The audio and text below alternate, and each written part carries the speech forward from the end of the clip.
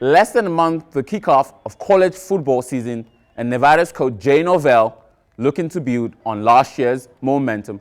Fans will be hoping to get back the Blue Cannon after a tight loss in November last year sent the trophy down south.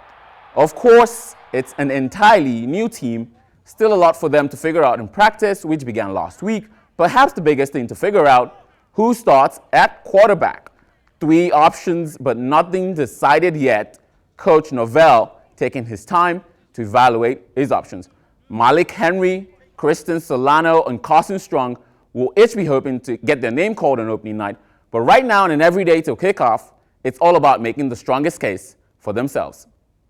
Those guys got to keep that competitive fire amongst themselves and just push themselves to be the best that they can every day. And whoever comes out on top, got to live with it. They all bring something different to the table, man. And I told Chris and all those guys, man, it's a marathon. It's not a sprint. It's day one. We don't got pads on yet. You know what I'm saying? So as long as someone stays consistent, that's gonna who's gonna be throwing us the ball. We'll get some updates before game day. Still on Wolfpack, basketball season is still months away, but never too early to talk Nevada hoops. Coach Amanda Levin's team is starting to come together. Senior Michaela Kristen and standout forward Imani Lacey expected to feature in key roles this year after the graduation of Terry Briggs and Jade Redmond. DJ Hamilton might also get a starting spot, but it's still unclear if Levins will be able to trust her and Essence Booker this season. Same as last year, lots of new faces, but Levins will be hoping her team can find an early groove and make it to the postseason this season and do a lot better than they finished last year.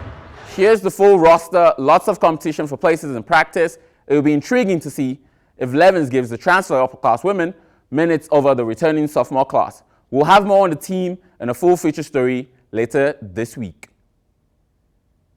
Down south, Vegas still reveling in the afterglow of a successful WNBA All-Star game.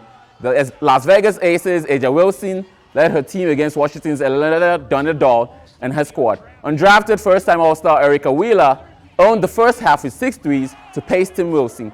But the biggest highlight of the day, Brittany Griner with 3 dunks, including this two-handed jam and the little dance to mark the beautiful jam.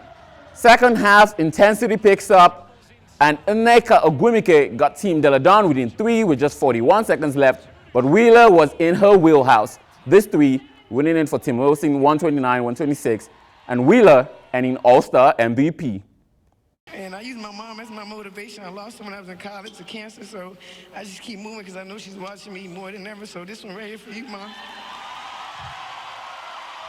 Over to baseball, Aces struggling to find the consistent form they had at the end of July this year. From 23rd of July, the club reeled off impressive wins against the Tacoma Rainiers, the Fresno Grizzlies, and the Iowa Cubs. They finally lost to the Cubs on July 31st, missing out on tying a record-tying 8 games would have been quite the way to end the month of July for the Aces. Only 12 games left for the Aces. They're back on Greater Nevada Field on Thursday at 7:05 against the Salt Lake Bees. Should be fun.